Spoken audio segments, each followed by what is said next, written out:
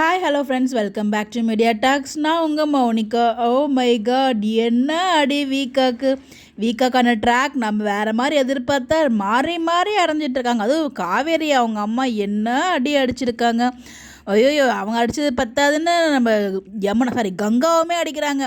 இதில் வந்து நம்ம நேற்றுக்கு ப்ரோமோ பார்த்துட்டே பேசியிருந்தோம், குமரன் வந்து விஜய் அடித்தது தவறு அப்படின்னு சொல்லிட்டு. அதே மாதிரி தான் இன்றைக்கி எபிசோடில் ஏன் அப்படி அடித்தார், அதுவும் ஒரு அடி ரெண்டு அடியில் அவரும் பட்டுன்னு அவரும் அடித்தார். ஏன் அப்படி அடித்தாருந்தாலும் உண்மையிலே பார்க்கவே ரொம்ப கஷ்டமாக இருந்துச்சு. விஜய் ஸ்டார்டிங்கில் அப்படி சொன்னது தவறு தான், பட் இருந்தாலும் இப்போ விஜய் பார்க்கும்போது ரொம்பவே பாவமாக இருக்குது. பட் என்ன தான் வந்து அந்த இடத்துல ராகினி சொன்ன பாயிண்ட் கரெக்டு தானே. விஜய் மட்டுமே வந்து வாலண்டியராக போயிட்டு தாலை கட்டல இல்லையா, கட்டாயப்படுத்தி தாலை கட்டல, இது எல்லாமே விஜய் மட்டுமே காரணம் கிடையாது. அந்த அவங்க சொன்ன அந்த ஒரு பாயிண்ட் வந்து வயடாக இருந்துச்சு ராகினி சொன்னது. ஆனால் அவங்க வந்து வாலண்டியராக வந்து அதாவது உசுப்பேற்றுற மாதிரி தான் சொல்லியிருந்தாங்க. பட் இருந்தாலும் அந்த இடத்துல அந்த ஒரு பாயிண்ட் கரெக்டு.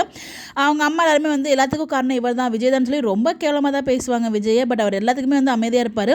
இன்றைக்கி விஜய் வந்து காவேரி அடிக்கும் போதுமே வந்து பார்த்திங்கன்னா, எப்போ பார்த்தாலும் எனக்கு முன்னாடி அடிச்சிட்டு இருக்கீங்களா, அவன் என் பொண்டாட்டி அப்படின்னு சொல்லும்போதெல்லாம் வந்து அவங்க அம்மா அது மீறி பேசுனதெல்லாம் வந்து ரொம்ப கஷ்டமாக இருந்துச்சு. அதை பார்க்கும்போது அதுக்கு அர்த்தம் தெரியுமா என்ன அப்படின்னு சொல்லி இப்போ ரெண்டு பேரும் வந்து சேர்ந்து வாழ்ந்துட்டு இருக்காங்க. பட் அது வந்து அவங்க யாருக்குமே புரியல. குமரனுக்கு தெரியும், அவர் அந்த டைமில் அந்த மறைச்சிருச்சு போல, அந்த கோவம் வந்து கண்ணு மறைச்சுன்னு சொல்லுவாங்களா, அந்த மாதிரி மறைச்சிருச்சு. நிவினுக்கு தெரியும், தாத்தாக்கு தெரியும். தாத்தாக்கு இந்த விஷயம் தெரியுங்கிறது யாருக்குமே தெரியாது, அது இன்னும் ரிவீல் ஆகலை. நம்ம வெளியில் கீழே பிடிச்சி தள்ளி விட்டதையும் விஷயத்தை சொல்லிட்டாங்க அந்த இடத்துல.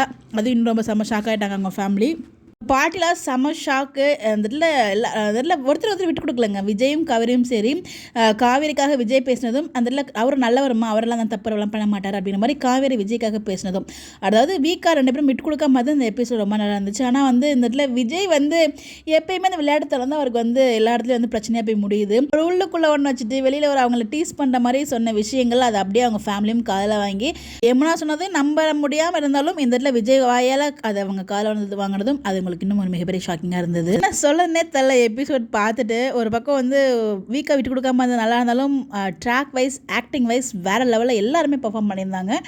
டைலாக்ஸுமே நல்லா தான் இருந்துச்சு. ஸோ பார்ப்போம், கண்டிப்பாக இந்த ஒரு சீன் வந்து நல்ல டிஆர் கொடுக்கும் நான் எதிர்பார்க்குறேன். பட் பார்ப்போம்.